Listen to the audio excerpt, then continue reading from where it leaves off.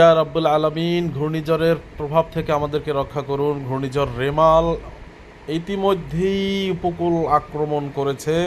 10 নম্বর মহাবিপদ সংকেত চলছে। আমরা দেখছি এই মুহূর্তে ঘূর্ণিঝড় রেমালের সর্বশেষ অবস্থান কলকাতাতে, এবং কলকাতার এই যে দেখতে পাচ্ছেন হলদিবাড়ি নামক একটি জায়গা, সেখানে সে হলদিবাড়ির পাশেই কিন্তু তার এই যে মূল পয়েন্টটা আমরা দেখতে পাচ্ছি।